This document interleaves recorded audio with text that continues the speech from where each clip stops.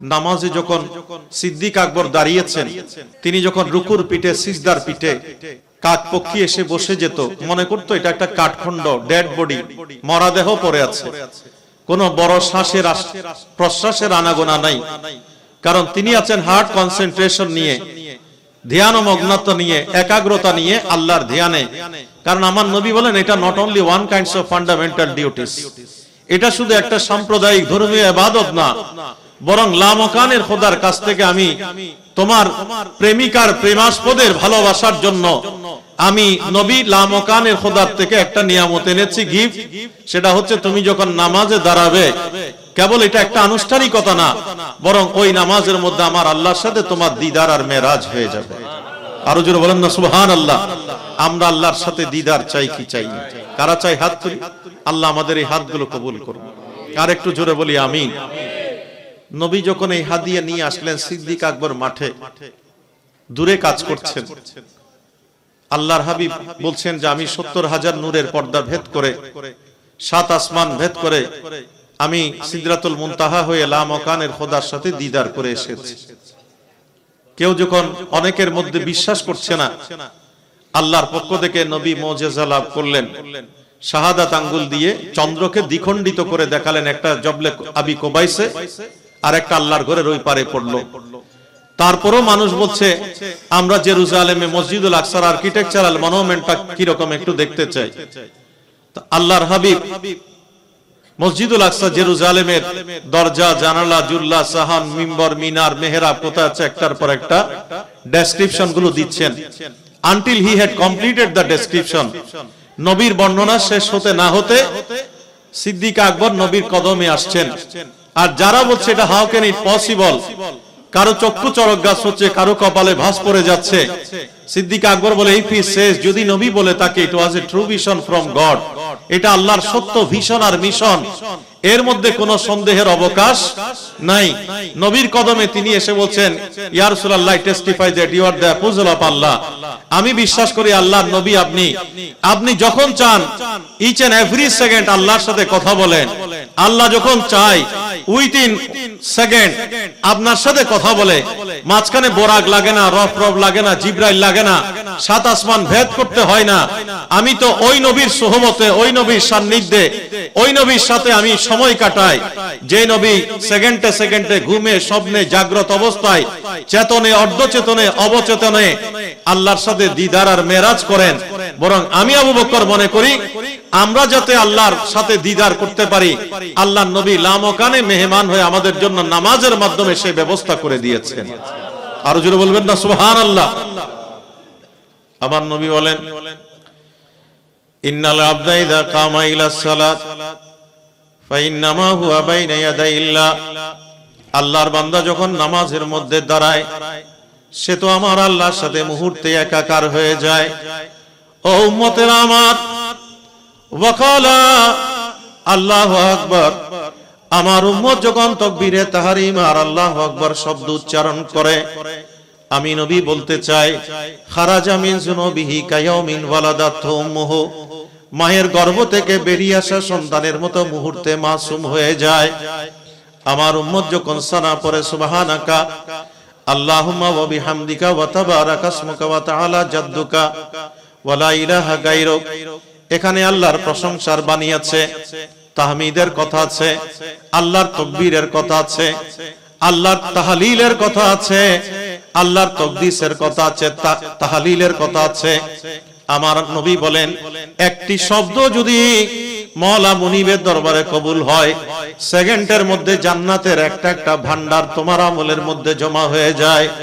ও উম্মতের আমার, তুমি কেবল স্বার্থপরের মতো জাহান্নামের আগুন থেকে বাঁচার জন্য নামাজ পড়বে না, তুমি জান্নাত পাওয়ার জন্য স্বার্থপরের মতো তুমি নামাজ পড়বে না, বরং নামাজ পড়বে আমার আল্লাহকে পাওয়ার জন্য। আল্লাহর প্রেম আর ভালোবাসা তোমার অন্তরে জাগ্রত করে আমি নবী সূরা ফাতিহার নিয়ামত দিয়েছি। 7টা লাইন আছে যেগুলোকে বলে আসাবু মিনাল মাসানি। আল্লাহ বলেন ওয়ালাকাদ আতাইনাকা সাবা মিনাল মাসানি ওয়াল কোরআনিল আযীম। মহান কোরআনের বারবার পাঠ করা 7টা আয়াত আমার নবী আমাদেরকে দিয়েছেন আল্লাহর কাছ থেকে। আমার নবী বলেন উম্মত, তুমি যখন নামাজ অথবা নামাজের বাইরে সূরা ফাতিহার 7টা লাইন যখন তেলাওয়াত করো, আমার আল্লাহ মুহূর্তে জান্নাতে তোমার জন্য 7টা দরজা বুলন্দ করে দেয়।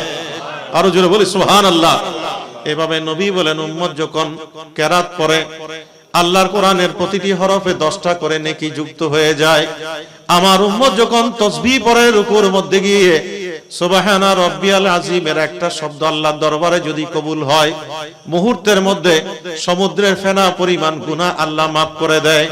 একটা তাসবিহ সুবহানা রাব্বিয়াল আলা যখন বলে, কপালটা যখন মাটির মধ্যে যুক্ত হয়, ও উম্মত সেটা তো মসজিদের টাইলস আর মোজাইক পাথরে লাগলো না, এটা যাই নামাজ আর মুসাল্লার মধ্যে লাগলো না, তোমার কপাল আমার আল্লাহর কুদরতের কদমের মধ্যে লেগে গেল।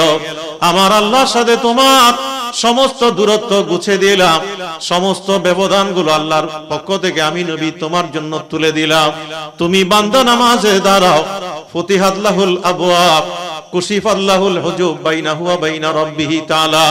তোমার মাথার উপরের সমস্ত আসমানের পর্দা উঠে যায়, সমস্ত হেজাব আর দূরত্ব গুছে যায়।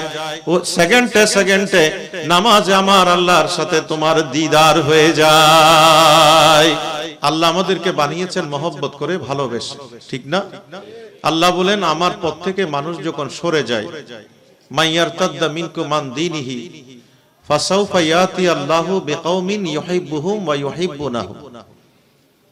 আল্লাহ নিজে বলছেন কিছু মানুষ আছে যারা আমার পথ থেকে সরে যায়, আমি আল্লাহকে ভুলে যাই, তখন আমি এমন কিছু বান্দা তৈরি করি যাদের কাজ হচ্ছে আমি আল্লাহকে ভালোবাসা। আমার বান্দা যখন আমাকে ভালোবাসে তখন আমি আল্লাহর উপর অপরিহার্য হয়ে যায় ওই বান্দাকে ভালোবাসতে। যেটা বলবেন না সুবহানাল্লাহ।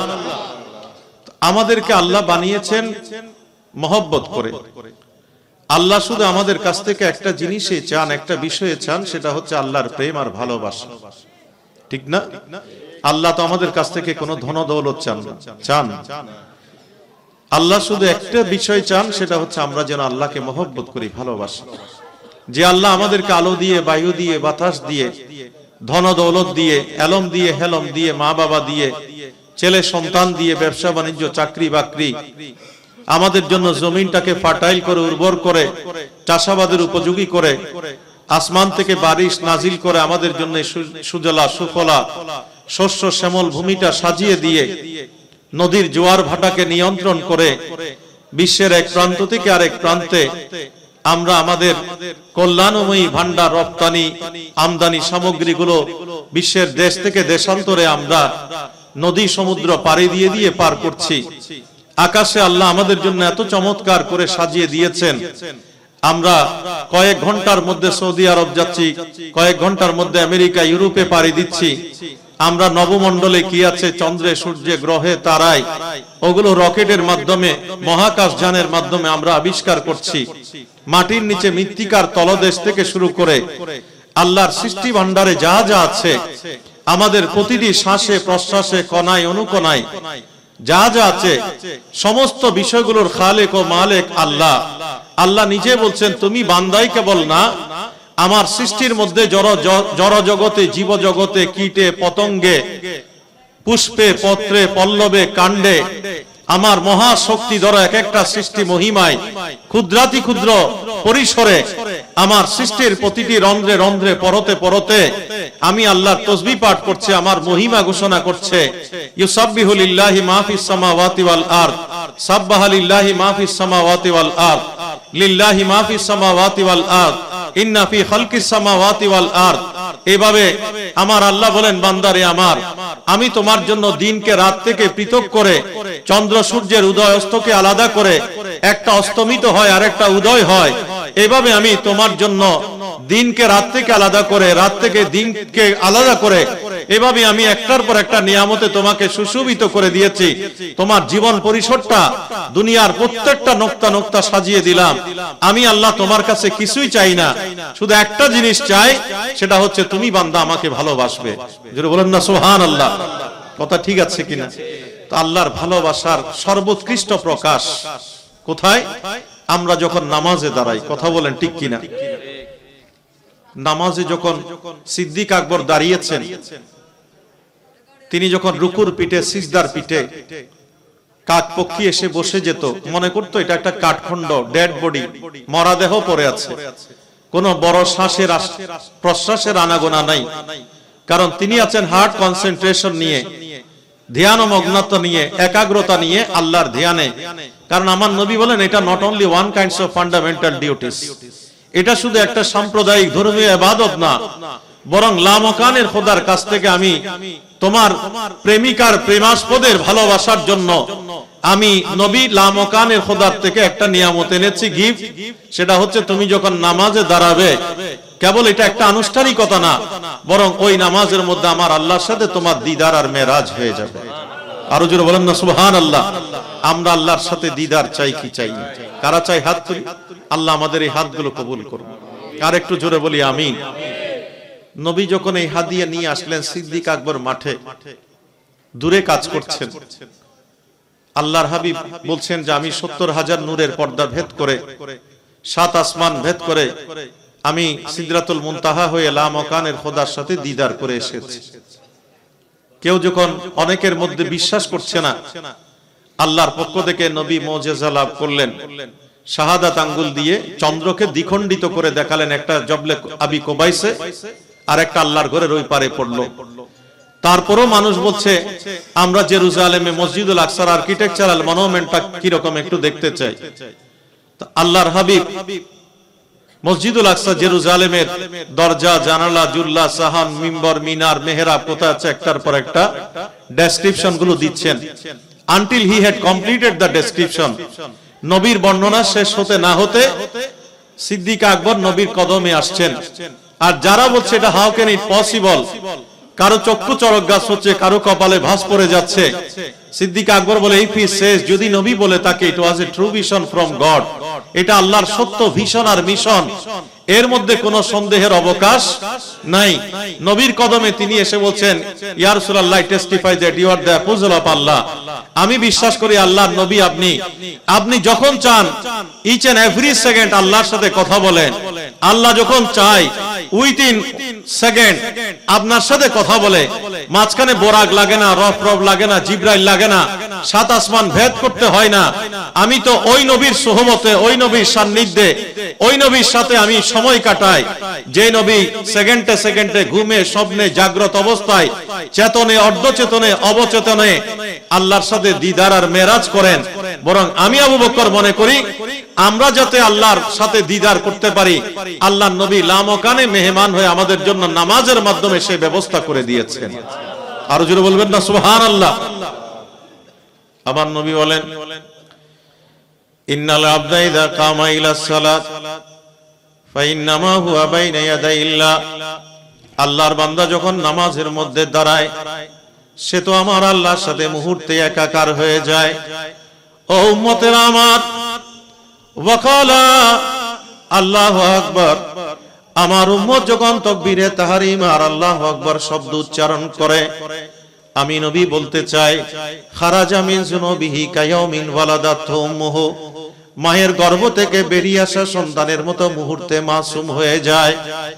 আমার উম্মত যখন সানা পড়ে সুবহানাকা আল্লাহুম্মা ওয়া বিহামদিকা ওয়া তাবারাকা ইসমুকা ওয়া তাআলা জাদ্দুকা ওয়া লা ইলাহা গায়রুক, এখানে আল্লাহর প্রশংসার বাণী আছে, তাহমিদের কথা আছে, আল্লাহর তাকবীরের কথা আছে, আল্লাহর তাহলিলের কথা আছে, আল্লাহর তাকদীসের কথা আছে, তাহলিলের কথা আছে।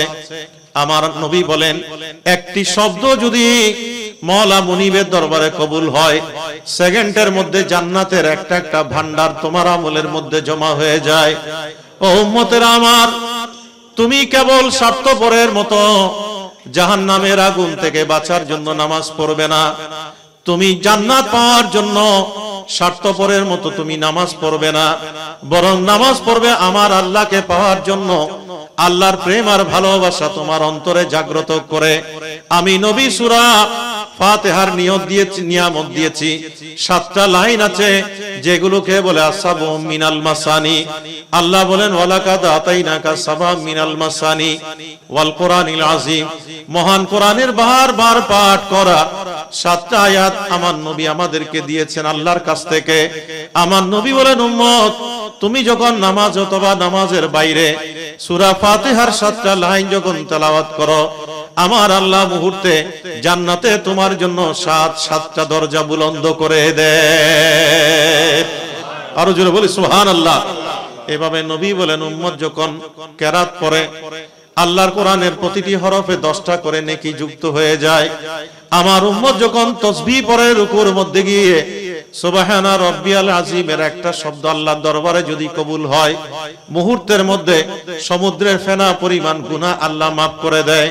একটা তাসবিহ সুবহানা রাব্বিয়াল আলা যখন বলে, কপালটা যখন মাটির মধ্যে যুক্ত হয়, ও উম্মত সেটা তো মসজিদের টাইলস আর মোজাইক পাথরে লাগলো না, এটা যাই নামাজ আর মুসল্লার মধ্যে লাগলো না, তোমার কপাল আমার আল্লাহর কুদরতের কদমের মধ্যে লেগে গেল। আমার আল্লাহর সাথে তোমার সমস্ত দূরত্ব গুছে দিলাম, সমস্ত ব্যবধানগুলো আল্লাহর পক্ষ থেকে আমি নবী তোমার জন্য তুলে দিলাম। তুমি বান্দা নামাজে দাঁড়াও, ফুতিহাত লাহুল আবওয়াব কুশিফাত লাহুল হুজুব বাইনাহু ওয়া বাইনা রাব্বিহি তাআলা। তোমার মাথার উপরে সমস্ত আসমানের পর্দা উঠে যায়, সমস্ত হেজাব আর দূরত্ব গুছে যায়। ও সেকেন্ডে সেকেন্ডে নামাজে আমার আল্লাহর সাথে তোমার দিদার হয়ে যায়। আর জোরে বলি সুবহানাল্লাহ। আমরা আল্লাহর সাথে দিদার চাই কি চাই না? কারা চাই হাত তুলি। আল্লাহ আমাদের এই হাতগুলো কবুল করুন। তাহলে ফারুক আজম রাদিয়াল্লাহু তাআলা আনহু, যার আমলকে নামাজের নিয়ামত, যার তাহাজ্জুদ গুজার, তার তেলাওয়াত এমন ভাবে আল্লাহর দরবারে কবুল হয়েছে, মা আয়েশা সিদ্দিকা রাদিয়াল্লাহু তাআলা আনহাকে আমার নবী বলছেন, আজকে আল্লাহর আসমানের মধ্যে যতগুলো তারা উদিত হয়েছে, আমার ফারুক আজমের আমল হচ্ছে ওই তারার সমতুল্য। জুড়ে বলবেন না সুবহানাল্লাহ। তো মা আয়েশা সিদ্দিকা রাদিয়াল্লাহু তাআলা আনহা ভাবলেন হয়তোবা আল্লাহর হাবিব বলবেন যে সমস্ত তারার সাথে তুলনা করবেন আমার বাবা সিদ্দিক আকবরকে। তো সেই জায়গায় কেন ফারুক আজমের কথা বললেন, একটু চিন্তাগ্রস্ত হলেন। তামার নবী একটু পরে বলেন, আজকে না টিল টু কিয়ামত যতগুলো আসমানের মধ্যে তারা উঠবে, ওই তারা যেভাবে অগণিত মানুষ যেভাবে এগুলো গণনা করতে পারে না, পরিমাপ করতে পারে না, ওই অগণিত অসংখ্য তারার সমতুল্য হচ্ছে আমার সিদ্দিক আকবরের আমল। জোরে বলবেন না সুবহানাল্লাহ। আমরা একদিনের তারার হিসাব কি আমরা করতে পারবো? একটু জোরে বলেন না, করতে পারবো? তো নবীকে আল্লাহ সে এলম দিয়েছেন, সে কারণে আমার নবী বলেছেন আজকের তারার সমতুল্য আমার ফারুক আজমের আমল। আর কিয়ামত পর্যন্ত যত তারা উঠবে ওই তারার আমলের সমতুল্য হচ্ছে আমার ফারুক আজমের আমল। জোরে বলেন না সুবহানাল্লাহ। এই কারণে উপমহাদেশের অন্যতম বেলায়েতের সম্রাট আলা হযরত বলেছেন, क्या खबर कितने तारे खिले चुप गए, फिर ना डोबे ना डोबा रानबी सबसे आओ। সবাই একটু मोहब्बत से रानबी सबसे बाला লামা। আমরা যদি ওসমানে গনি জিন্নুরাইন রাদিয়াল্লাহু তাআলা আনহুর আমলের দিকে তাকাই, পৃথিবীর সমস্ত মানুষের নামাজের আমল এক পাল্লায়, আর ওসমানে গনি জিন্নুরাইনের আমলের পাল্লার এক পাল্লায়। কথা বলেন ঠিক কিনা?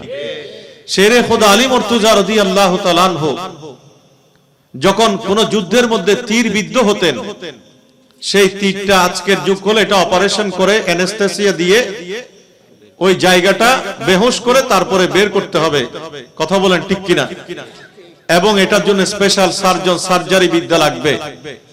আর সাহাবা ইকরামরা বসে থাকতেন কখন শেরে খোদা আলী মুর্তজা নামাজের মধ্যে দাঁড়াবেন। নামাজে দাঁড়ালে ওই নামাজের মধ্যে আস্তে করে তীরটা বিদ্ধ তীরটা বের করে নিয়ে আসতেন।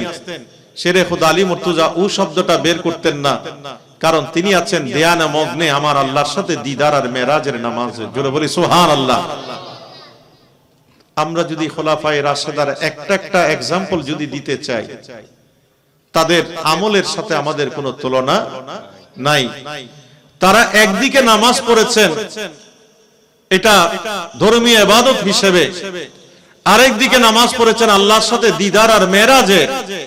আবার এমন একটি সমাজ বিনির্মাণ করেছেন আমার নবীর নেতৃত্বে, সেই নামাজের মুসল্লি হিসেবে সাহাবায়ে কিরামরা পৃথিবীকে আদর্শের প্রতিচ্ছবি দিয়েছেন, জান্নাতের প্রতিচ্ছবি দিয়েছেন।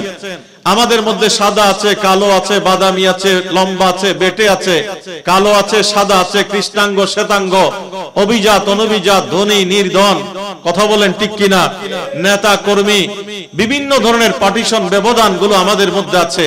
ঠিক অ্যাকর্ডিংলি একই কালারের ব্যবধান, চামড়ার ব্যবধান, বৃত্তের ব্যবধান, বংশের ব্যবধান, সমস্ত ব্যবধান গুলো নিয়ে তারাও নামাজের মধ্যে দাঁড়াতেন। ওই নামাজে তারা যখন দাঁড়াতেন চিরনির মতো সমান হয়ে দাঁড়াতেন, এবং এক সেকেন্ডের মধ্যে একজন ইমামের পেছনে, ইমাম যদি কালো হয় মুক্তাদি কৃষ্ণাঙ্গ, আর মুক্তাদি যদি কৃষ্ণাঙ্গ হয় ইমাম শ্বেতাঙ্গ, কথা বলেন ঠিক কিনা, তিনি কি আরব না অনারব, তিনি কি কালো না সাদা, তাদের মধ্যে কোনো ব্যবধান ছিল না। আমার নবী ওই সাহাবায়ে কিরামদের মাধ্যমে এমন একটি স্বর্ণালী সমাজ পৃথিবীকে উপহার দিয়েছেন, বলে সমাজের মধ্যে সর্বপ্রকারের ব্যবধান, পার্টিশন, মানুষে মানুষে ভেদাভেদ গুলো ভুলে গিয়ে এক ব্যানারে সাম্য সৌভ্রাতৃত্বের কাতারে আনার জন্য আমি নবী আমার সোনার মানুষ সাহাবায়ে কিরামদেরকে নামাজের তালিম দিয়ে আমি একটা আদর্শ সমাজ বিনির্মাণের প্রেসক্রিপশন নামাজের মধ্যে দিয়ে দিলাম। জোরে বলেন না সুবহানাল্লাহ, আরো চিৎকার দিয়ে বলবেন না সুবহানাল্লাহ। আমরা আল্লাহর হাবিব আল্লাহর কালামে কদিমের তেলাওয়াতের নিয়ামত দিয়েছেন। সিদ্দিক আকবর, ফারুক আজম, নবীর সোনার মানুষ সাহাবায়ে কিরামরা এক এক রাতে আল্লাহর কোরআন তেলাওয়াত করে তাহাজ্জুদের নামাজের মধ্যে তারা সেটা সম্পন্ন করেছেন। কথা বলেন ঠিক কিনা? রাতের অন্ধকারে তাহাজ্জুদে তেলাওয়াত করছেন। উসাইদ ইবনে খুদাইর, সবাই বলেন রাদিয়াল্লাহু তাআলা আনহু, তিনি বলেন আমি তাহাজ্জুদের নামাজে কোরআন তেলাওয়াত করছি, বাই দিস টাইম আমার ঘরের মধ্যে বাঁধা একটা ঘুড়ি আছে, সেটা খুব ধপধপ করে লাফালাফি করছে। আমি চিন্তা করলাম পাশে আমার মাসুম সন্তান ইয়াহিয়া শুয়ে আছে, ঘোড়া যেভাবে পা উঠানামা করছে, তা আমার সন্তানের পেটের মধ্যে, সিনার মধ্যে গিয়ে, বুকের মধ্যে গিয়ে যদি পাটা পড়ে তাহলে আমার সন্তান তো মুহূর্তের মধ্যে ভ্যানিশ হয়ে যাবে। ঘোড়া কেন, এই অবুঝ ঘোড়াটা, বাকশক্তিহীন প্রাণীটা কেন লাফাচ্ছে? আমি তাহাজ্জুদের নামাজে কোরআন তেলাওয়াত বন্ধ করে একটু ঘোড়ার পাশে দাঁড়ালাম, গিয়ে দেখলাম কি হলো। যে আমি কোরআন তেলাওয়াত বন্ধ করলাম, মুহূর্তের মধ্যে ঘোড়ার লাফালাফি বন্ধ, ঘোড়া শান্ত হয়ে গেল। আমি ডানে বামে উপরে নিচে আমার ইন্টেরিয়র এক্সটেরিয়রে যতটুকু আমার এটা গ্ল্যান্সে নজর যাচ্ছে, আমার ঘরে সারাউন্ডিংসে আমি নজর দিচ্ছি। বাই দিস টাইম আমি দেখতে পাচ্ছি আমার মাথার উপর একটা বিশাল মেঘের আবহ, মেঘমালা, ফিহা আমসালুস সুরুজ, মাঝখানে একটা উজ্জ্বল প্রদীপ জ্বলছে। তা আমি এভাবে তাকিয়ে আছি, দেখতে দেখতে দেখি এটা আল্লাহর আসমানের সাথে মিশে গেল। আমার কাছে খুব অবাক লাগলো যে এটা কি দেখলাম আমি। তিনি বিস্ময়ে অভিভূত হয়ে নবীর কদমে আসলেন, বলেন ইয়া রাসূলুল্লাহ, দৃশ্য আমি কালকে আমার ঘরে দেখলাম। নবী কোনো উত্তর না দিয়ে বললেন ইকরাই ইবনে খুদাইর, ও উসাইদ ইবনে খুদাইর, তুমি পড়ে যেতে, তেলাওয়াতটা বন্ধ কেন করলে? তিনি আবার বললেন যে ইয়া রাসূলুল্লাহ, আমার সন্তানের জীবন নাশের হুমকি মনে করে ঘোড়াকে শান্ত করার জন্য আমি কোরআন তেলাওয়াত বন্ধ করে ঘোড়ার কাছে গিয়েছি। সেখানে নবী কোনো উত্তর না দিয়ে বলে ইকরাই ইবনে খুদাইর, তুমি কোরআন তেলাওয়াত চালিয়ে যেতে, কন্টিনিউ করে যেতে। তৃতীয়বার আবার নবীর সামনে যখন এই কথা বললেন, নবীজি কোনো উত্তর না দিয়ে বলে ইকরাই ইবনে খুদাইর। চতুর্থবার আমার নবী বলেন লাও কারাতা লাসবাহাত, তুমি তেলাওয়াত করতে করতে যদি ফজর হয়ে যেত, এটা আল্লাহর এক জাঁক ফেরেশতা তোমার গৃহ ত্যাগ করতো না। ও আমার প্রাণের সাহাবী, এটা তুমি মেঘমালা দেখো নাই, বরং তোমার ঘরের মধ্যে তিলকাল মালাইকা তাসতামিউ লাকা, এক ঝাঁক আল্লাহর আসমানের নূরের ফেরেশতা তোমার ঘরের মধ্যে সে তোমার জবানে কোরআন তেলাওয়াত শোনা আরম্ভ করে দিয়েছিল। আরো জোরে বলি সুবহানাল্লাহ। আমার নবী বলেন তেলাওয়াত করতে করতে যদি ফজর হয়ে যেত, এভাবে আমার নবী যখন বলেন, ও আমার প্রাণের সাহাবারা, আল্লাহর কোরআনের এক একটা আয়াতের মধ্যেই নিয়ামত। সূরা মুজাম্মিল শরীফ পাঠ করলেই নিয়ামত, সূরাতুল মুলক পাঠ করলে তোমার কবরে আযাব বন্ধ হয়ে যায়। তুমি তাহাজ্জুদে সূরা ইয়াসিন পাঠ করলে মায়ের গর্ভ থেকে বেরিয়ে আসা সন্তানের মতো তুমি মাসুম হয়ে যেতে পারো। তুমি ফজরে চাকরিতে যাও, ব্যবসা কেন্দ্রে যাও, আল্লাহর কোরআনের সূরা ইয়াসিন পাঠ করে যাও, তোমার সমস্ত হাজাত আল্লাহ পূর্ণ করে দেবে। তোমার সন্তান কলেজে যায়, বিশ্ববিদ্যালয়ে যায়, মাদ্রাসায় যায়, মক্তবে যায়, যেখানেই যাক না কেন, তার মেধার স্ফুরণ যদি ঘটাতে চাও, তার মেধার কোষগুলো যদি তুমি বিকশিত করতে চাও, তার সুপ্ত বুদ্ধিবৃত্তি ইন্টেলেক্ট গুলো যদি তুমি জাগ্রত করতে চাও, ব্রেইনের একটা একটা সেল যদি সক্রিয় করতে চাও, সন্তানকে তালিম দাও আলা তেলাওয়াতিল কোরআন, তেলাওয়াতে কালামে কদিমের নিয়ামত দাও। তোমার সন্তান ফজরে যদি কোরআন তেলাওয়াত করে ঘর থেকে বের হয়, আল্লাহর পক্ষ থেকে তার মেধা মননটা আল্লাহ বাড়িয়ে দেবে। এইভাবে একের পর এক নিয়ামত দিতে দিতে আমার নবী যখন বলেন সূরা ইখলাস, কুল হু আল্লাহ যে তিনবার পর এক খতম কোরআন আদায় হয়ে যায়, আমার নবীর একজন সাহাবী আমল করতে করতে তিনি দাঁড়িয়ে বসে হাঁটাই চলাই কুল হু আল্লাহ পড়তে থাকে। মারা যখন যায় মদিনায়, আমার নবী তখন ছিলেন তবুকে, নবীর জন্য তার লাশ, তার দেহ, তার ডেড বডি তবুকের মধ্যে আল্লাহ পাঠিয়ে দেয়। নবী জানাজার ইমামতি করে 1,40,000 নূরানী ফেরেশতা আমার আল্লাহ তার সম্মানে নবীর পেছনে নামাজে দাঁড় করিয়ে দেয়। নামাজ শেষে নবীজি জিজ্ঞেস করেন, ও জিবরাইল আমিন বিমা আদরাকা হাযা, আমার এই উম্মত, আমার এই প্রাণের সাহাবী এমন কি আমল করেছে, এমন কি ভালো কাজ করেছে, যার বিনিময়ে আল্লাহ তাকে এত বড় মর্যাদার অধিকারী করেছে? তখন জিবরাইল আমিন বলে, ইয়া রাসূলুল্লাহ, আপনি নবী কুল হু আল্লাহ শরীফ সূরা ইখলাসের নিয়ামত দিয়েছেন, আপনার এই সাহাবী সেটা শুধু মহব্বত করে অন্তরের মধ্যে ধারণ করেনি, বরং দাঁড়ানো অবস্থায়, বসা অবস্থায়, হাঁটার পথে, চলার পথে, আশায় যাওয়া, আও আলা কুল্লি হাল, অথবা যে কোনো পরিস্থিতিতে বেশি বেশি করে তেলাওয়াত করেছেন, সেটার বিনিময়ে আল্লাহ এত বড় মর্যাদা বাড়িয়ে দিয়েছে। আরো জোরে বলেন না সুবহানাল্লাহ। আমরা তেলাওয়াত করতে চাই কি চাই? কারা চাই? হাত তুলি। আল্লাহ আমাদের এই হাতগুলো কবুল করুন। আরো জোরে বলি আমিন। তো মোস্ট প্র্যাকটিক্যালি সেই কোরআন, যেটাকে আজকের পৃথিবী বলছে the Quran may well be regarded as an academy of science for the scientist, a grammar book for grammarian, a lexicon for etymologists, an encyclopedia of law and legislation, বলে in other words the Quran is the charter and constitution of the world। তো সেই জায়গাগুলো ব্যবহারিক জীবনে আল্লাহ নবী সাহাবায়ে কিরামদের মাধ্যমে আমাদেরকে তালিম দিয়েছেন যে তেলাওয়াতের নিয়ামত তো আল্লাহ দিয়েছেন আমাদেরকে, প্রত্যেকটা হরফে 10টি করে নেকি। আবার ওই কোরআনের নিয়ামতগুলো দিয়ে যখন আমরা সমাজ পরিচালনা করি, রাষ্ট্র পরিচালনা করি, ইকোনমি, আমাদের রাষ্ট্র জীবন, স্বরাষ্ট্র জীবন, সমনৈতিক জীবন, অর্থনৈতিক জীবন, যে জীবনে আমরা ঢুকতে চাই, আমার আল্লাহ আমাদের দৈনন্দিন জীবনের প্রতিটি নোক্তা নোক্তা আল্লাহ ওই কোরআনের মধ্যে সাজিয়ে দিয়েছেন, যেটা সাহাবায়ে কিরামরা আমার নবীর নেতৃত্বে আমাদের সামনে প্র্যাকটিক্যালি সাজিয়ে দিয়েছেন। জোরে বলেন না সুবহানাল্লাহ। আরো জোরে বলবেন না সুবহানাল্লাহ। খলিফাতুল মুসলিমিন সিদ্দিক আকবর, তিনি একদিকে আমিরুল মুমিনিন হিসেবে মসজিদুন নববীর মধ্যে নেতৃত্ব দিচ্ছেন, যে মসজিদুন নববীকে আর্কিটেকচারের ভাষায় বলে জাল মসজিদুন নববী was his office. He transacted of the business there. Letters had to be sent to the various tribes. All this was done in this mosque. নবী পৃথিবীর শ্রেষ্ঠতম সচিবালয় বানিয়েছেন আল্লাহ নবীর মসজিদুন নববীকে। কথা বলেন ঠিক কিনা?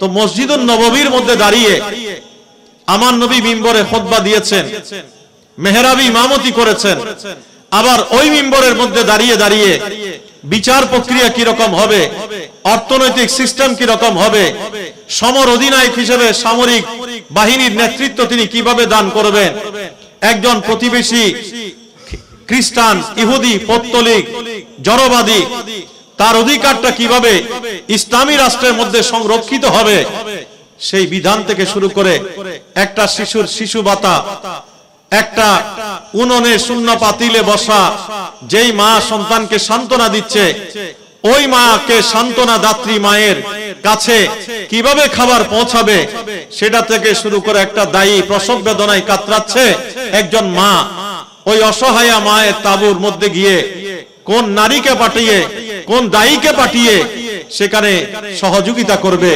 ওই সমস্ত কুদরাতি ক্ষুদ্র বিষয়গুলো আমার নবী যেভাবে মসজিদুন নববী থেকে তালিম দিয়েছেন, সিদ্দিক আকবর, ফারুক আজম, ওসমান গনি জিন নুরাইন, মওলাই কায়নাত শেরে খুদা আলী মুর্তজা, সবাই বলেন রাদিয়াল্লাহু তাআলা আনহু, ওনারা সহ নবী সোনার মানুষ সাহাবায়ে কেরামরা আমাদের জন্য সেই আদর্শ এক্সাম্পল দিয়েছেন। কথা বলেন ঠিক কিনা? সিদ্দিক আকবরকে একদিকে খুতবা দিতে দেখি, আরেকদিকে ওসামা ইবনে যায়েদের নেতৃত্বে তিনি অভিযান রোমান পারস্যে, একদিকে তিনি মিম্বরে খুতবা দিচ্ছেন।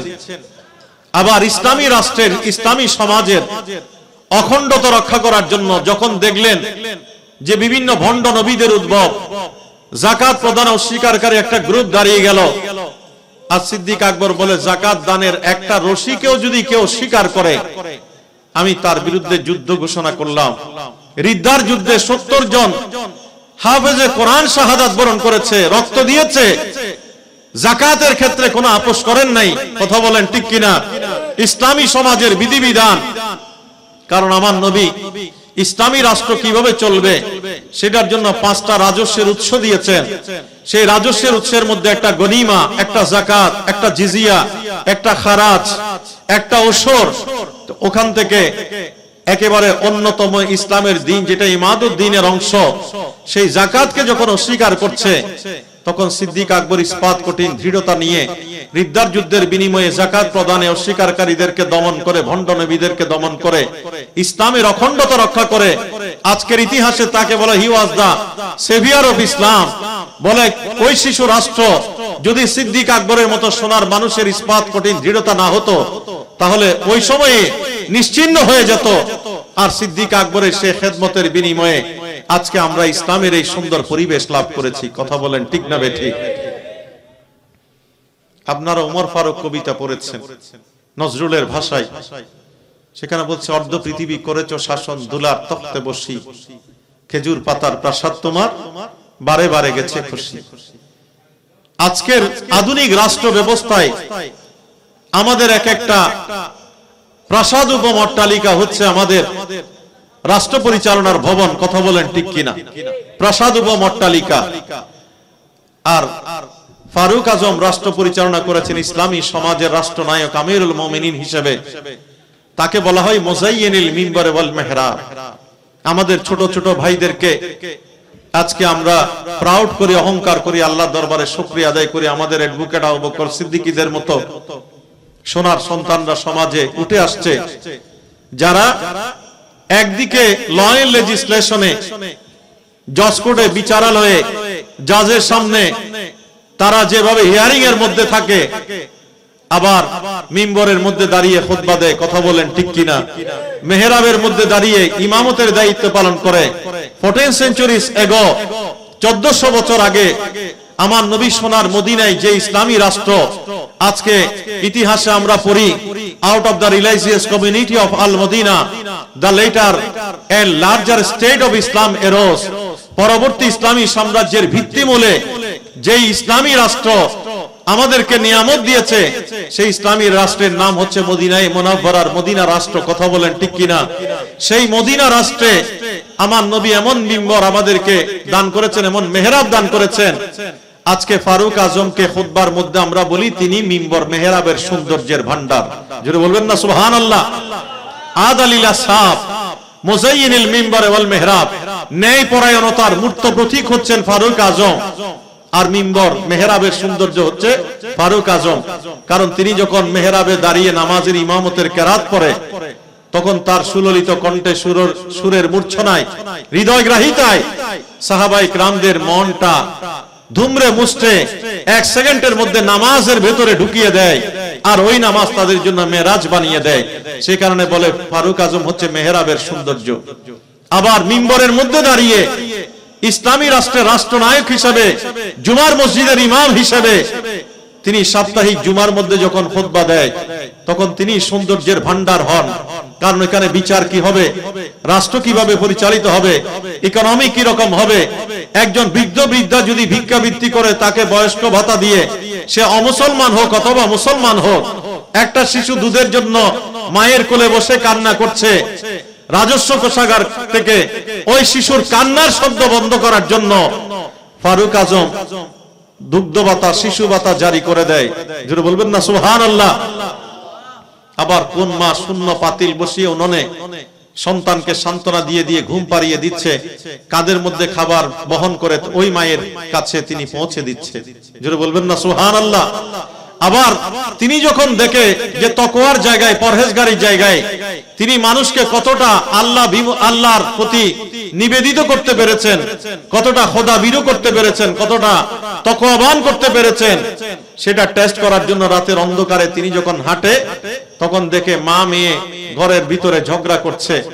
মা মেয়েকে বলছে তুমি দুধের মধ্যে পানি দিয়ে দাও।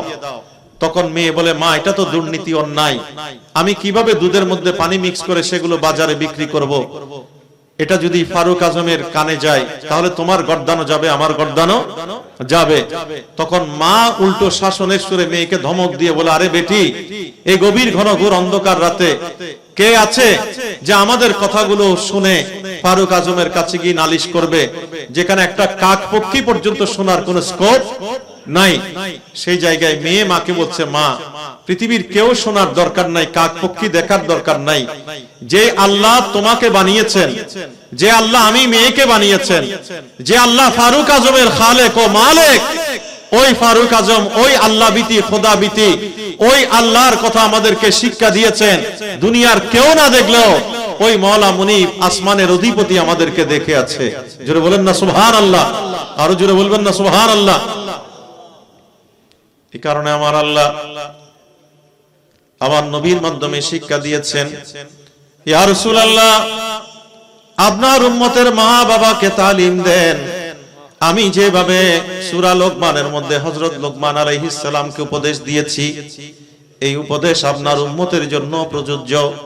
ইয়া বুনাইয়া ইন তাকু মিসকাল হাববাতিন মিন খারদালিন ফাতাকুন ফি সাহরাতিন আও ফিস সামাওয়াতি আও ফিল আরদ ইয়াতি বিহাল্লাহ।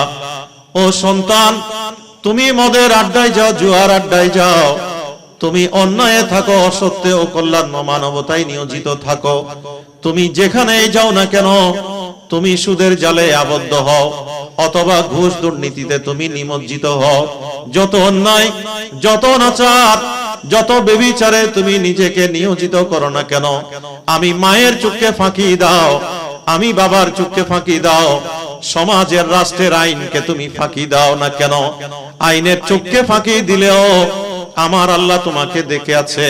তোমার গোপন আমল শিলা গর্ভের মধ্যে যদি লুকিয়ে রাখো, আসমানের মধ্যে যদি লুকিয়ে রাখো, মাটির নিচে যদি মৃত্তিকার তলদেশে পুঁতে রাখো, সেটা গোপন থাকে না, আমার আল্লাহর কাছে সুস্পষ্ট হয়ে যায়।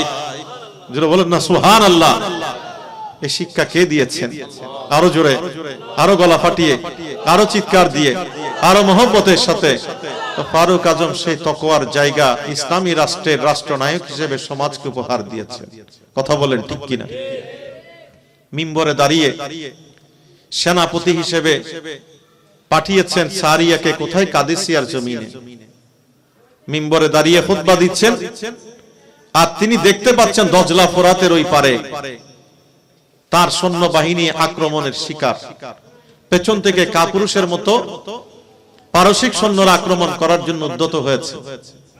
ফারুক আজম মদিনার মিম্বরে দাঁড়িয়ে, যাকে বলা হয় মুজাইয়িনুল মিম্বারে ওয়াল মিহরাব, মিম্বরে দাঁড়িয়ে তিনি সেনাপতির দৃষ্টি আকর্ষণ করে বলছে, ইয়া সারিয়াতিল জাবালিল জাবাল, ও সেনাপতি সারিয়া, তুমি একটু পেছনে ফিরে পাহাড়ের দিকে দৃষ্টি দাও। তিনি যখন দৃষ্টি দিলেন, দেখলেন কাপুরুষের মতো পারসিক সৈন্যরা পেছন থেকে তাকে তাদেরকে আক্রমণ করার জন্য আসছে। তখন সৈন্যবাহিনীকে নতুন ভাবে সজ্জিত করে অপূর্ব রণনিপুণতার সাথে কাদেসিয়া, নাহাওয়ান, বুয়ায়েব পুরা পারস্যের জমিন জয় করে ফারুক আজমের হাতের মধ্যে তুলে দিয়েছে।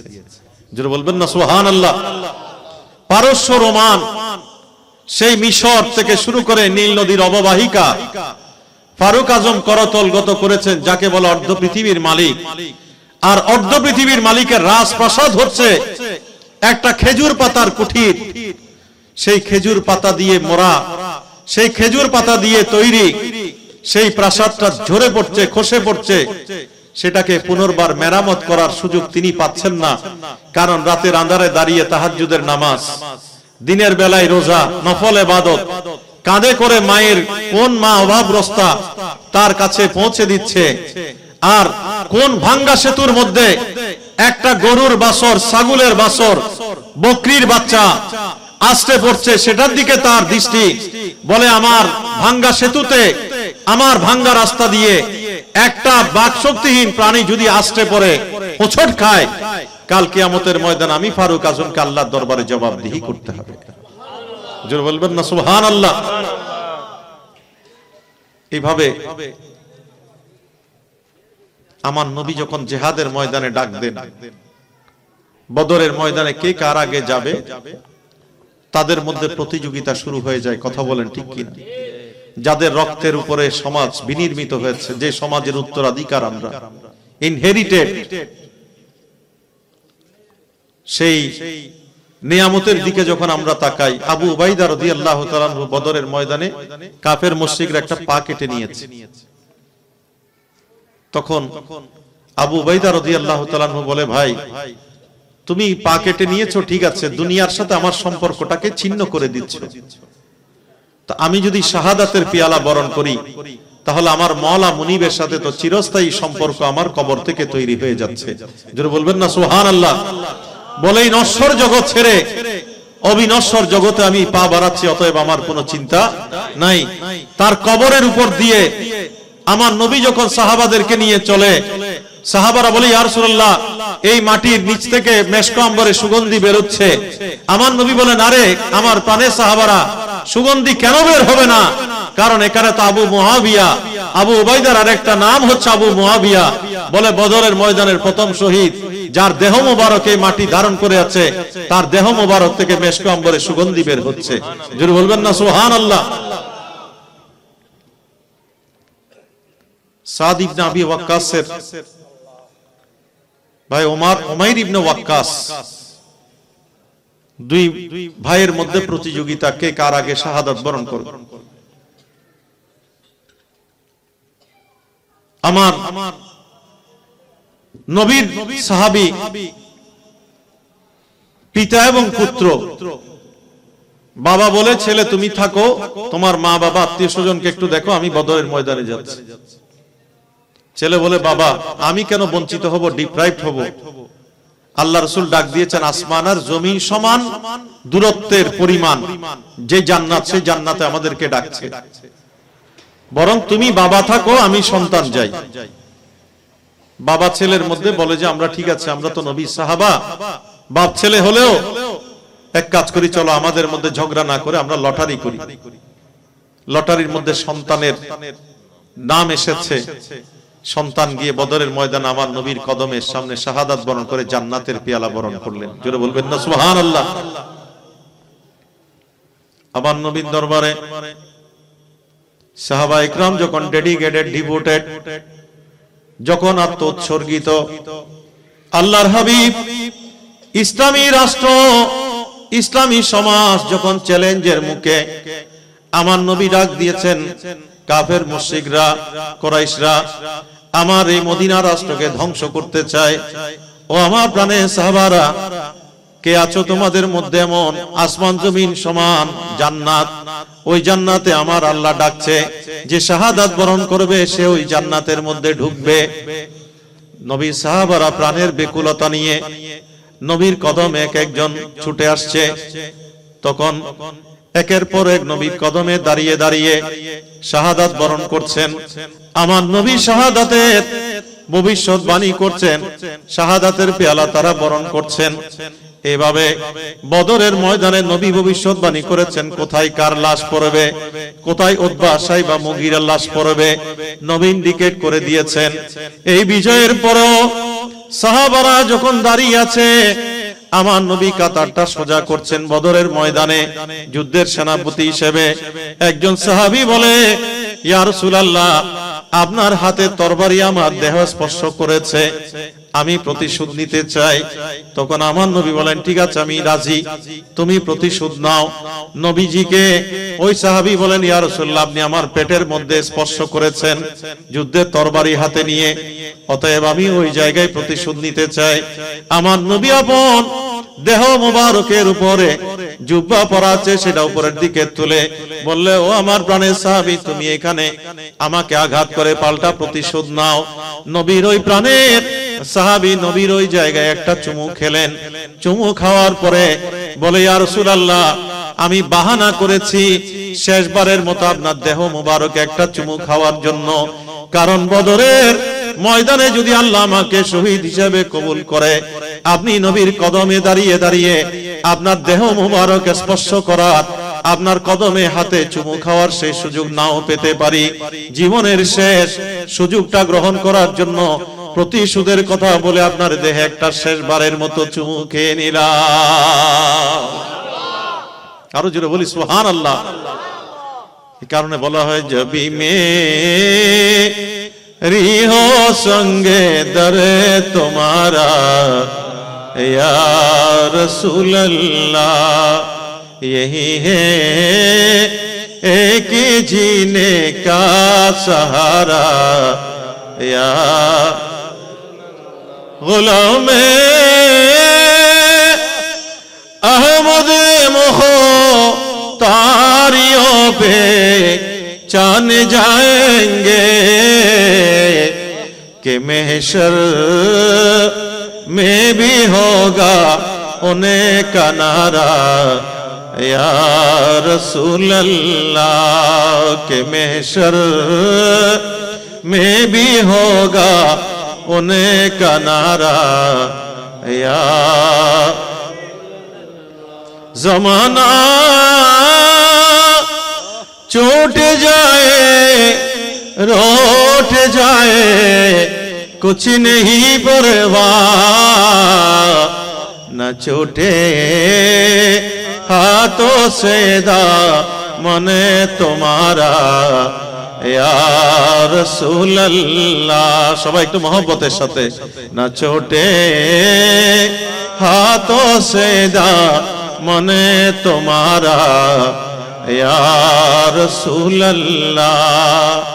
তো ফারুক আজমের মতো সোনার মানুষরা বলে, আরে ভাই, দুনিয়ায় যদি আমি নবীর গোলাম হয়ে, আমি যদি আমার নবীর উম্মতের একজন খাদেম হতে পারি, কাল কিয়ামতের ময়দানে আল্লাহর ফেরেশতারা আমার নামের পেছনে স্লোগান দিতে থাকবে।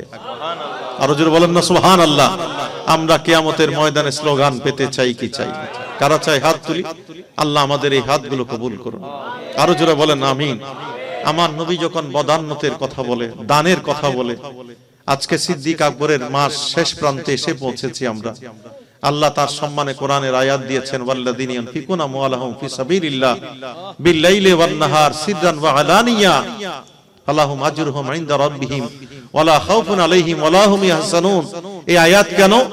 নবী যখন দানের কথা বলেছেন, সিদ্দিক আকবর দিনে ও রাতে প্রকাশ্যে একদিনে 10,000 স্বর্ণ মুদ্রা দান করেছেন। জোরে বলেন সুবহানাল্লাহ।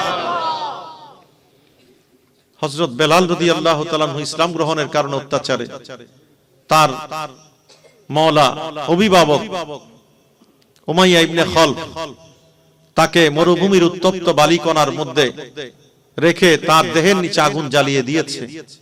কেউ যদি লা ইলাহা ইল্লাল্লাহ বলতো, মুহাম্মাদুর রাসূলুল্লাহ সাল্লাল্লাহু আলাইহি ওয়াসাল্লাম বলতো, সাথে সাথে তার উপরে পানিশমেন্ট আসতো।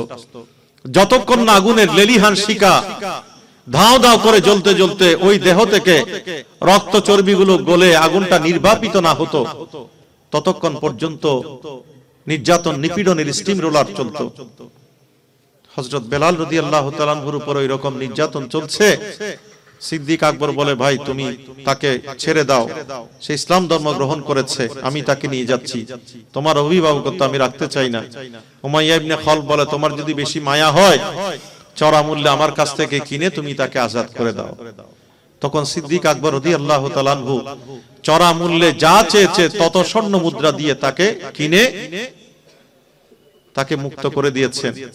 সেই বেলালকে আমার নবী বানিয়েছেন মসজিদুন নববীর মুয়াজ্জিনের পদমর্যাদা দিয়ে। জোরে বলবেন না সুবহানাল্লাহ। সিদ্দিক আকবর নবীর কদমাইন শরীফাইনে দাঁড়িয়ে সেই হযরত বেলাল রাদিয়াল্লাহু তাআলা আনহুর সুললিত কণ্ঠে আজান বের হচ্ছে, সিদ্দিক আকবরের কানে বেজে উঠছে আশহাদু আন্না মুহাম্মাদার রাসূলুল্লাহ।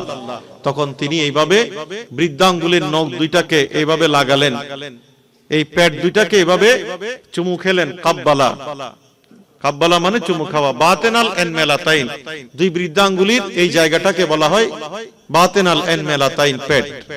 তো চুমু খেয়ে সুম্মা মাসাহা আলা আইনাইহি, এইভাবে তিনি মেখে দিলেন, মানে মসহ করে দিলেন, আমরা যেভাবে মাথা মসহ করি। সাথে সাথে দোয়া পড়ছেন, কুররাতু আইনি বিকা ইয়া রাসূলুল্লাহ সাল্লাল্লাহু আলাইহি ওয়াসাল্লাম, আল্লাহুম্মা মাত্তিগিনি বিসসামঈ ওয়াল বাসরি।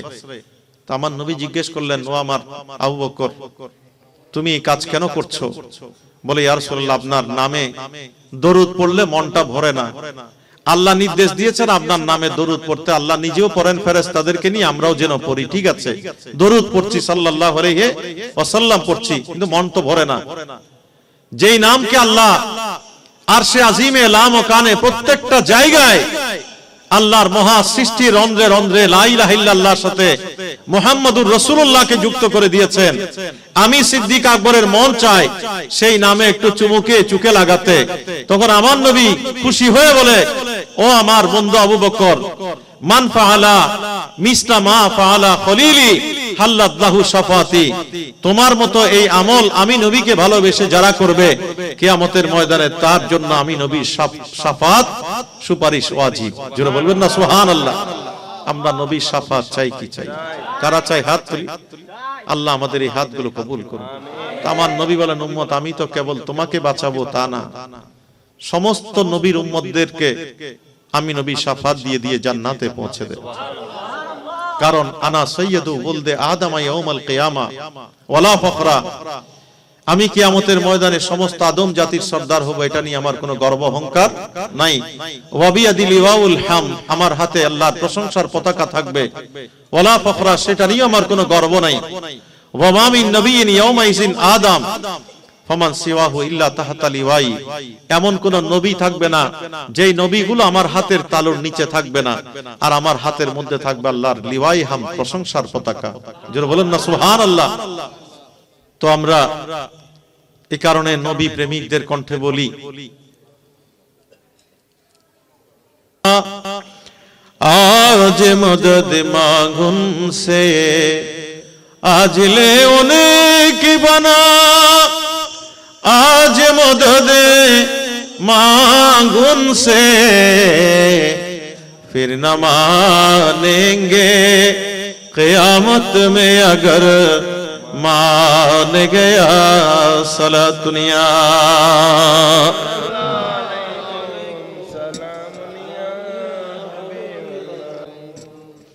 दिल है वो दिल जो तेरे यादों से मोर रहा,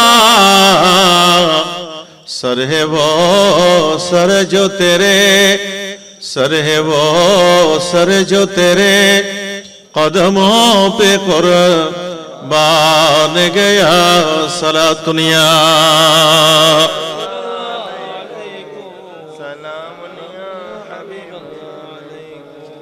ঈসা মুসা নূহ নবীজি করবেন সবই নফসি নফসি, উম্মতি উম্মতি বলবেন নূর আল্লাহ।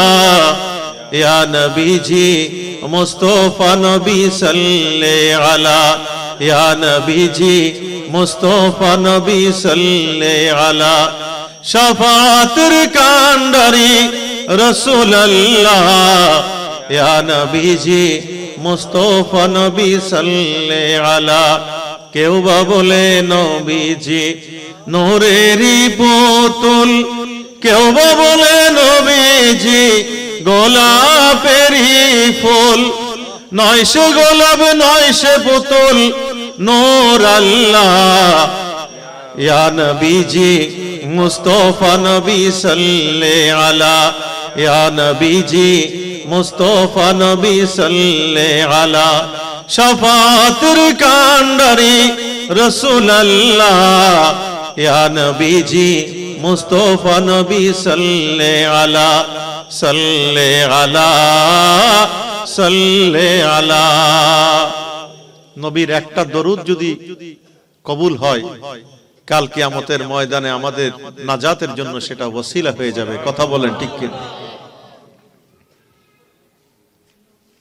তবু কবিজান আমার নবী চাইলেন, ওসমানে গনি জিন্নুরাইন বলে, আমি 10,000 স্বর্ণ মুদ্রা ইয়া রাসূলুল্লাহ আপনার কদমে দিলাম। ফারুক আজম হাস্যোজ্জ্বল চিত্তে বলে, এবছর আমার জমিনে ফসল বেশি হয়েছে, আমি এবার দেখি সিদ্দিক আকবরকে একটু অতিক্রম করতে পারি কিনা। খুশি মনে অর্ধেক আমার নবীর কদমে দান করলেন। নবী হাস্যোজ্জ্বল চিত্তে গ্রহণ করলেন, অপেক্ষায় থাকলেন। ডানে বামে তাকাচ্ছেন, কার যেন অপেক্ষা, কার জন্য। দেখে একটু পরে সিদ্দিক আকবর আসলেন, এসে উনুনে ছাই পড়শ নবীর কদমে দিলেন। আমার নবী জিজ্ঞেস করলেন, ও আবু বকর, উনুনের ছাই পর্যন্ত তুমি আমার জন্য নিয়ে এসেছো, তো ঘরে কি রেখে এসেছো? বলে, ঘরে পৃথিবীর দুনিয়া আখিরাতের সেরা সম্পদ রেখে এসেছি। এক সম্পদ আমার আল্লাহ, আর এক সম্পদ আপনি নবী মুহাম্মদুর রাসূলুল্লাহ সাল্লাল্লাহু আলাইহি ওয়াসাল্লাম। জোরে বলেন না সুবহানাল্লাহ। বলে যে সবকিছু দিয়েও তো আমি সেরা সম্পদ রেখে এসেছি, ঠিক না? কথা বলেন ঠিক কিনা? ন্যায় পরায়ণতার দিক থেকে আমরা দেখি সিদ্দিক আকবর হচ্ছেন পৃথিবীর শ্রেষ্ঠতম ন্যায় বিচারক, ইনসাফের মূর্ত প্রতীক। আল্লাহ বলেছেন, ইদিলু আকরাবুল লিত্তাকওয়া, তুমি ইনসাফ কায়েম করো। শুধু নামাজ তাকওয়া না, রোজা তাকওয়া না, হজ তাকওয়া না, যাকাত তাকওয়া না, আল্লাহ আল্লাহ বেরিয়া জিকির এটা তাকওয়া না। তাকওয়ার সঙ্গে আল্লাহ নিজেই দিচ্ছেন, লাইসাল বিররা আন তুওয়াল্লু ওয়ুজুহাকুম কিবলাল মাশরিকি ওয়াল মাগরিব ওয়ালাকিন্নাল বিররা মান আমানা বিল্লাহি ওয়াল ইয়াউমিল আখিরে ওয়াল কিতাবে ওয়ান নাবিয়িনা। এইভাবে বলতে বলতে আল্লাহ বলেন, ওয়াল মুফুনা বিআহদিহিম ইযা আহাদু ওয়াস সাবিরিনা ফিল বাসায়ে ওয়াদ দাররায়ে ওয়া হিনাল বাস উলাইকাল্লাযিনা সাদাকু ওয়া উলাইকা হুমুল মুত্তাকুন। জোরে বলেন না সুবহানাল্লাহ। আরো চিৎকার দিয়ে বলি সুবহানাল্লাহ। একদিকে রাতে দাঁড়িয়ে নামাজ, আর একদিকে বিচারক হিসেবে ন্যায় বিচার প্রতিষ্ঠা। কথা বলেন ঠিক কিনা? কারণ আল্লাহ বলেছেন, ইন্নাল্লাহা ইয়ামুরু আন তুআদ্দুল আমানাতা লিআহলিহা ইলা আহলিহা ওয়া ইযা হাকামতুম বাইনান নাস আন তাহকুমু বিল আদলে। তোমার কাছে যদি আমানত আসে, আল্লাহর নির্দেশ, যে পাবে তার কাছে সেটা যথার্থভাবে তুমি কনসলিডেট করে তার কাছে ফেরত দেবে। আর তুমি যখন বিচার কাজ করবে, তখন তুমি যথার্থভাবে সেই বিচার কাজ সম্পন্ন করবে, একেবারে ন্যায়ের পরায়ণতার সাথে।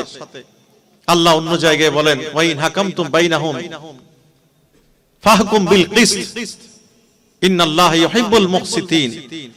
তুমি অত্যন্ত সততার সাথে, ন্যায়নিষ্ঠার সাথে বিচার কাজ করো, কারণ আল্লাহ ন্যায় বিচারককে পছন্দ করেন। আর নবীজি অন্য হাদিসের মধ্যে বলেন যে কিয়ামতের ময়দানে ইন্নাল মুকসিতিনা ইনদাল্লাহ আলা মানাবিরা মিন নূরিন আন ইয়ামিনির রহমান। বলে যে আল্লাহর কুদরতের ডান হাতের পাশে যারা দুনিয়ায় ন্যায় বিচার করবে, আল্লাহ তাদেরকে স্পেশাল নূরের মিম্বরের মধ্যে বসাবেন। যারা বলবেন না সুবহানাল্লাহ। যারা বিচার করার ক্ষেত্রে কোন ধরনের পার্সিয়ালিটি না করে, যারা নিরবচ্ছিন্ন আল্লাহকে মহব্বত করে ভালোবেসে বিচার কাজ সম্পন্ন করে। নবীর দরবারে ওসামা ইবনে যায়েদ রাদিয়াল্লাহু তাআলা আনহু এক অভিজাত সম্প্রদায়ের লোকের ব্যাপারে আপিল করলেন, বলে ইয়া রাসূলুল্লাহ, আপনি তাকে একটু মাফ করে দেন। আমার নবী বলেন যে, দেখো,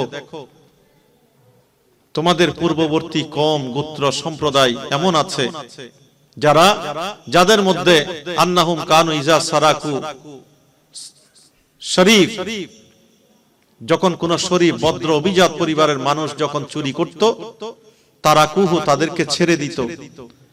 আর ওয়াইজা সারাকা ফিহিমুদ দাঈফ, তাদের মধ্যে যদি কোনো দুর্বল অসহায় গরীব কোন লোক যদি চুরি করত, আকামু আলাইহিল হুদুদ, তাকে শাস্তির আওতায় এনে তার উপরে শাস্তি আরোপ করত।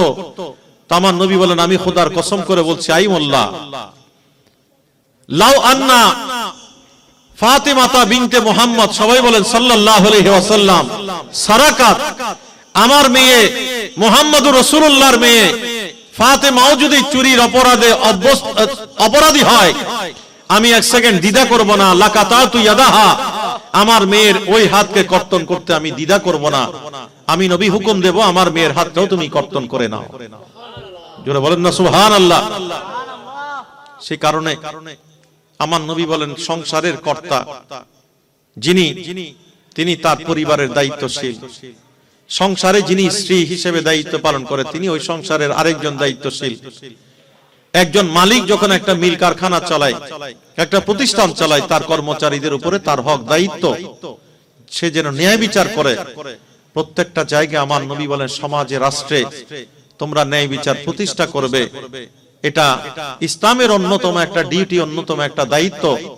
তুমি যদি ইসলামী সমাজ বিনির্মাণ করতে চাও, তুমি যদি দুনিয়াটাকে একটা জান্নাতের প্রতিচ্ছবি বানাতে চাও, তাহলে সবচেয়ে বড় যে নিয়ামত আমার নবী সাহাবায়ে কেরামরা আমাদেরকে নবীর মাধ্যমে উপহার দিয়েছেন, সেটা হচ্ছে আদল, ইনসাফ। যারা বলেন না সুবহানাল্লাহ।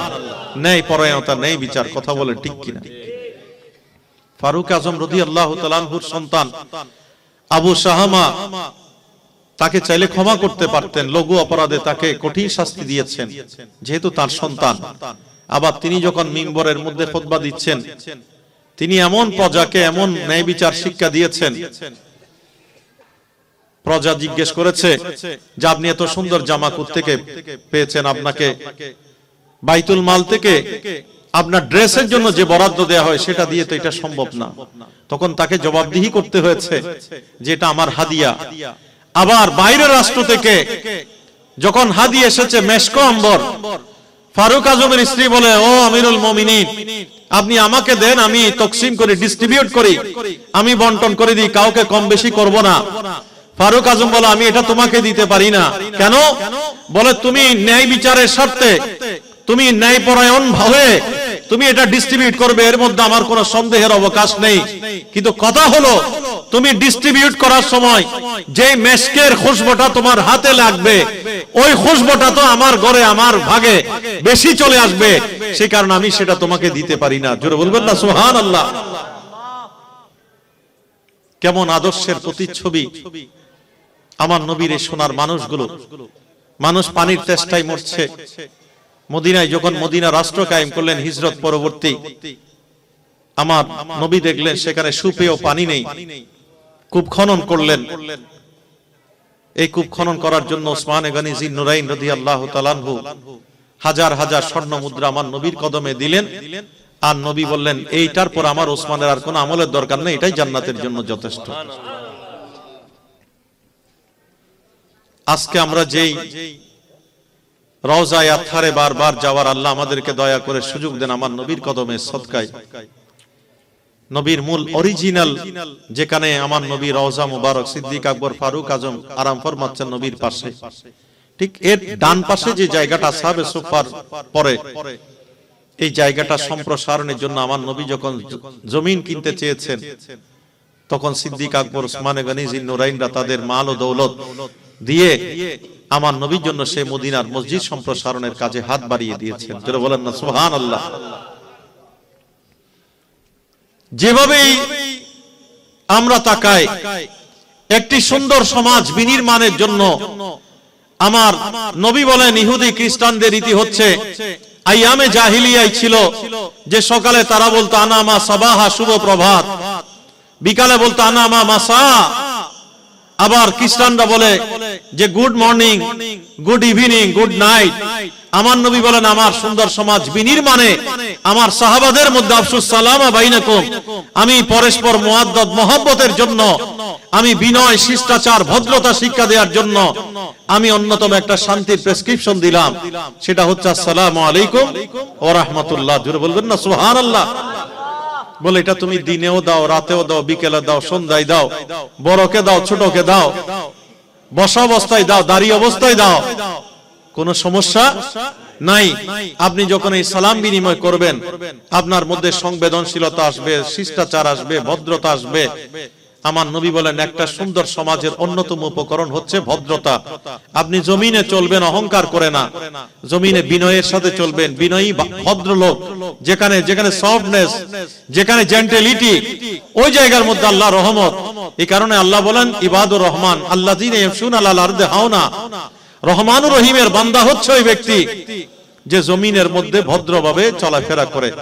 সেই কারণে সন্তানকে তালিম দিতে বলেছেন আল্লাহ, ওয়াকসিদ ফি মশিয়েকা, ও সন্তান গর্ব করে অহংকার করে জমিনের মধ্যে চলো না, তুমি আস্তে আস্তে করে ভদ্রভাবে পা চালনা করো।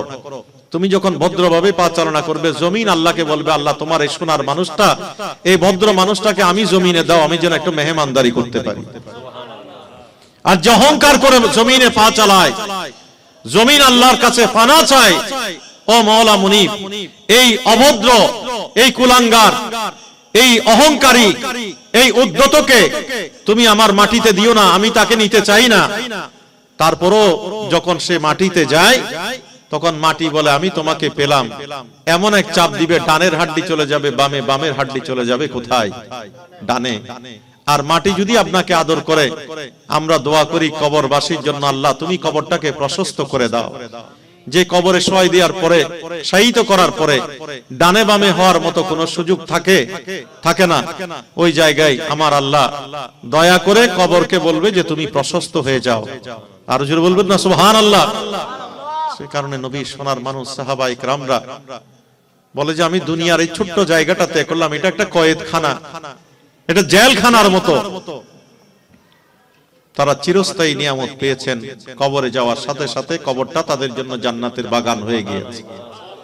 দুনিয়ায় থাকতে আল্লাহ রাসূল তাদেরকে জান্নাতের সার্টিফিকেট দিয়েছেন। জিহাদের ময়দানে, দানশীলতার ক্ষেত্রে, আত্ম উৎসর্গের ক্ষেত্রে, আমলের ক্ষেত্রে, আখলাকের ক্ষেত্রে নিজে না খেয়ে নিজে উপবাস ওই খেজুরটা এতিম দুস্থ অসহায় মানুষের মুখের মধ্যে তুলে দিয়েছেন। যুদ্ধবন্দী নবী যখন বললেন তাদেরকে নিয়ে যাও গ্রেফতার করে, তখন তাদের ঘোড়াগুলো, ওটগুলো তারা টানছে লাগাম ধরে ধরে, আর ওটের পিঠে, ঘোড়ার পিঠে ওই যুদ্ধবন্দী অপরাধীদেরকে তুলে দিয়েছে। সে কারণে ইহুদি খ্রিস্টানরা তাদের দিকে তাকিয়ে তাকিয়ে ইতিহাসে লিখছে, বলে যে blessings be on the man of Medina who was ride us, আমাদেরকে রাইড গুলো দিয়ে দিয়েছে। দে দেমসেলস ওয়াক, তারা হেঁটে হেঁটে পথ চলেছে, তাদের খেজুরটা আমাদের মুখে তুলে দিয়েছে, আর তারা উপবাস থেকে শান্তি লাভ করেছে। জোরে বলবেন না সুবহানাল্লাহ। বলে যে মদিনার ওই মানুষগুলোর প্রতি আমাদের দয়া, আমাদের দোয়া। জোরে বলেন না সুবহানাল্লাহ। আল্লাহর হাবিব এই সোনার মানুষগুলোকে দিয়ে মদের আড্ডা, জুয়ার আড্ডা ভেঙে, অমিতাচার, অসংযত উদ্দাম ভেঙে, কুসংস্কার, কুপমণ্ডুকতার বিপরীতে দাঁড়িয়ে আমার নবী সেই জায়গায় এমন সোনার মদিনা উপহার দিয়েছেন পৃথিবীকে। সেই সাহাবায়ে কেরামদের মাধ্যমে যে আরবের যুবকরা দাঁড়িয়ে থাকতো নারীর জীবন ধ্বংস করার জন্য, পাশবিকতা দিয়ে লালসা চরিতার্থ করত যাদের উপরে, আমার মা বোনদের জীবনকে ধ্বংস করত, ওই যুবকরা যখন দাঁড়িয়ে যেত, সাহাবায়ে কেরামরা, মা বোনরা তটস্থ হয়ে যখন রাস্তা পার হতো, নবীর সোনার মানুষ সাহাবারা এগিয়ে গিয়ে বলতেন, ও মা, ও বোন, এই গভীর ঘনঘোর অন্ধকার রাতে যেদিকে মন চায় তুমি হাজার হাজার মাইল পদব্রজে হাঁটবে, নির্বিঘ্নে চলবে, কোনো সমস্যা নেই। কারণ যেই নষ্ট আরব যুবকের ব্যাপারে তোমরা জানতে, সেই নষ্ট আরব যুবক আমরা না, আমরা নবীর সোহবতে সোনার মানুষে পরিণত হয়েছি। আমরা তোমাদেরকে পাহারা দেওয়ার জন্য এরকম যুবক রাজকে আমার নবীর পক্ষ থেকে দাঁড়িয়ে আছি। জোরে বলেন না সুবহানাল্লাহ। আমার নবী বলেন এমন মদিনা আমি তোমাদেরকে উপহার দিলাম।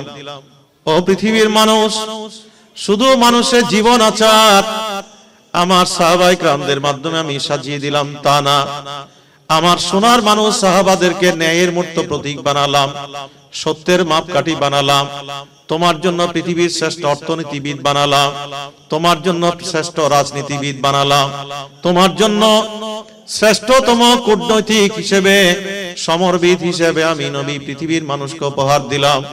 শুধু তাই না, তাদের সোনালী জীবনের আত্মত্যাগের মধ্য দিয়ে এমন মদিনা আমি পৃথিবীকে উপহার দিলাম, ওই মদিনার ধুলোবালি যখন কারো গায়ে লাগে, ও আমার প্রাণের উম্মতরা, মদিনায় এসে তুমি ধুলোবালিগুলো ঝেড়ে ফেলিও না, বরং লোহার হাপার মরিচাকে যেভাবে দূর করে দেয়, আল মদিনাতু তানফিজ জুনুব কামা ইউনফিল কিরু খুবসাল হাদিদ, আমার মদিনার ধুলোবালি তোমার দেহ থেকে গুনাহগুলোকে ওইভাবে ধুয়ে মুছে পরিষ্কার করে দেয়। মদিনায় যেতে মন চাই কি চাই না? কাদের চাই? হাত তুলি। আল্লাহ আমাদের এই হাতগুলো কবুল করুন। আরো জোরে বলেন আমিন।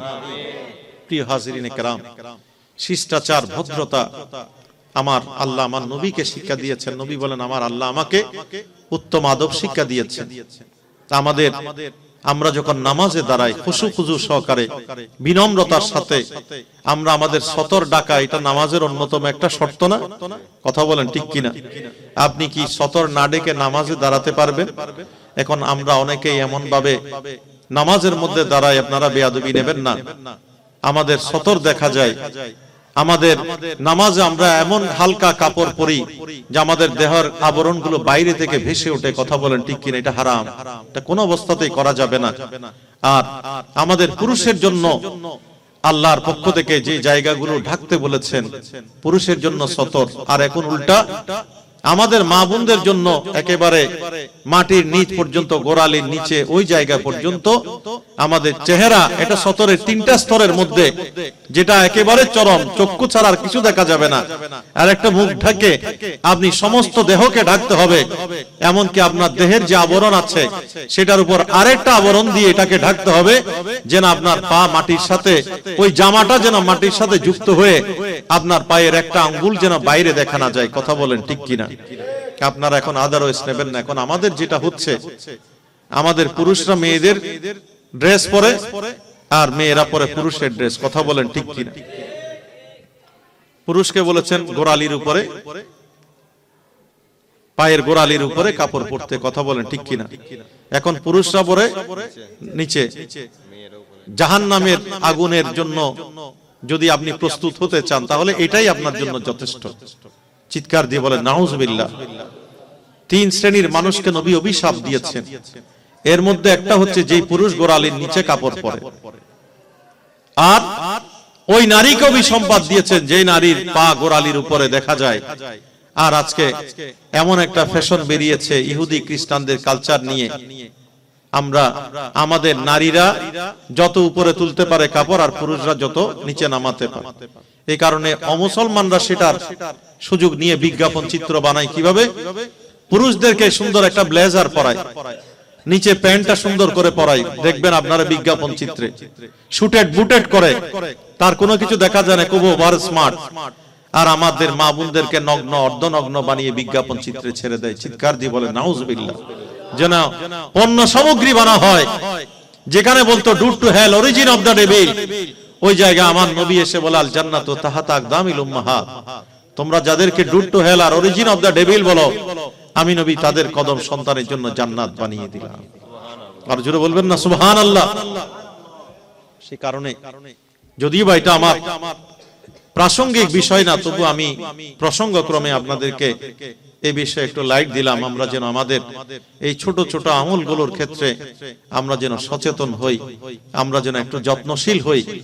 আমাদের সাহাবায়ে কেরাম নবীর সোনার মানুষগুলো আমাদের জন্য এমন নিয়ামত এনেছেন, একদিকে আধ্যাত্মিকতা, আরেক দিকে জাগতিক জীবনকে সাজাবার উপকরণ। এগুলো যখন আপনার থাকবে, আজকে আমি অত্যন্ত ইমপ্রেসড, হাইলি ইমপ্রেসড। আমার অসংখ্য ইয়াং যুবক তরুণরা যেভাবে আল্লাহর হাবিব 1400 বছর আগে সোনার যুবক তরুণদেরকে নিয়ে মদের আড্ডা, জুয়ার আড্ডা ভেঙে সেই কুসংস্কার, কুপমণ্ডুকতা, অন্যায়, অসত্য, কল্যাণ, অমানবতা, অশ্লীলতা, বেহায়াপনা, যেখানে মদ নিয়ে প্রতিযোগিতা হতো, কোন জায়গার মদ সুপেয়, কোন গ্রামের মদ বেশি দামি, কে কয়টা নারী উপভোগ করলো, কে কি ধরনের অমিতাচারে লিপ্ত হলো, এগুলো নিয়ে যেখানে কবিতা লিখে লিখে বাহাবা কুরাতো, সেই জায়গায় দাঁড়িয়ে আমার নবী সোনার যুবক তরুণ আমাদেরকে উপহার দিয়েছেন, যারা হাউজে কাউসারের পানি পাওয়ার জন্য তাহাজ্জুদের নামাজে দাঁড়িয়ে যায়। কথা বলেন ঠিক কিনা? আজকে আমার এই সোনার যুবক তরুণরা সে দায়িত্ব পালন করছে। আমি একটা কথা বলে শেষ করি। জিবরাইল আমিনকে আল্লাহ নির্দেশ দিলেন, ও জিবরাইল, অমুক শহর দেখতে পাচ্ছ, সেখানে অনেক বেশি বেবিচার চলছে, জেনা চলছে, মদ জুয়া চলছে, তুমি জমিনটাকে একটু আযাব গজব দিয়ে বেনিশ করে দাও। তো জিবরাইল আমিন আল্লাহকে বললেন, আল্লাহ, সেখানে ইন্না মিন আবদাকা ফুলানা, সেখানে ফুলানা নামক একটা বান্দা আছে, যার চক্ষুটা এক সেকেন্ডের জন্য খারাপ কাজের দিকে যাচ্ছে না, বরং সে আছে তোমার তসবিহ নিয়ে নামাজের মধ্যে, ইবাদতের মধ্যে। তা আল্লাহ বলেন, আমি ওইরকম স্বার্থপর আবেদ জাহেদ বান্দা চাই না, যার পাশে মদের আড্ডা, জুয়ার আড্ডা চলবে, খারাপ কাজ চলবে, সেগুলো বন্ধ করার জন্য এগিয়ে আসবে না, অন্যায়কে অন্যায় বলবে না, ন্যায়ের পথে মানুষকে ডাকবে না, শুধু নিজেই স্বার্থপরের মতো ইবাদত করবে, ওই রকম স্বার্থপর বান্দা আমি চাই না। আল্লাহ বলেন, ইকলিব মদিনাতা কাজা ওয়া কাজা। এরপরে আল্লাহ বলেন, জিকলিব আলাইহি ওয়া আলাইহিম, তাকেও আযাব গজব দিয়ে উল্টিয়ে দাও, এবং ওই শহরটাকেও তুমি আযাব গজব দিয়ে বেনিশ করে দাও। চিৎকার দিয়ে বলেন নাউজুবিল্লাহ। সেই কারণে আমরা যুবক তরুণ, তাদের দায়িত্ব আছে, সেই দায়িত্ব হচ্ছে তারুণ্যকে, যৌবন উন্মাদনাকে খারাপ কাজে ব্যয় না করে আজকে তারা আমাদের সমাজকে এগিয়ে নেওয়ার জন্য একটা সুন্দর প্রোগ্রাম দীর্ঘ সময় ধরে পরিশ্রম করে সাজিয়েছেন, সমাজকে উপহার দিয়েছেন। অনেক মুরব্বীরা আপনারা সহযোগিতা করেছেন। আমি ব্যক্তিগতভাবে মনে করি 12টা 1টার মধ্যে একটা আইডিয়াল টাইমে প্রোগ্রামটা শেষ করতে পারলে ভালো। তারপরে বছরের হয়তো একটা দিন আমরা আজকে ব্যয় করলাম, হয়তো আশপাশে অনেকে অসুস্থ রোগী আছে, সুবিধা অসুবিধা অনেক আছে, সবকিছুকে আমরা স্বীকার করে নিয়ে মানুষের কাছে আমরা ক্ষমা চেয়ে বিনয়ের সাথে এই প্রোগ্রাম নানা কারণে দেরি হলো, তো সেই দেরিটাকে আমরা সংযমের সাথে আমরা গ্রহণ করে আমাদের এই তরুণ যুবক সমাজকে আমরা যেন সুন্দরের পথে হাঁটার জন্য, ন্যায়ের পথে হাঁটার জন্য, অসত্য, অকল্যাণ, অমানবতার বিপরীতে এই ধরনের ভালো কাজে মানুষকে ডাকার এই যে সুন্দর একটা সুযোগ, এই অবারিত সুযোগকে যেন তারা সামনের দিকে আরো বেশি এগিয়ে নিতে পারে, সেই জন্য তাদেরকে আপনারা অনুপ্রেরণা যোগাবেন, উদ্বুদ্ধ করবেন, সেই আশাবাদ ব্যক্ত করে। এবং যারা যে যুব সমাজ আজকে আমাদেরকে প্রোগ্রাম উপহার দিল, আমি তাদেরকে অনেক অনেক ধন্যবাদ, মোবারকবাদ জানিয়ে আমি এখানেই আমার বক্তব্য শেষ করলাম। ওয়া মা আলাইনা ইল্লাল বালাগ। আসসালামু আলাইকুম ওয়া রাহমাতুল্লাহি ওয়া বারাকাতুহু।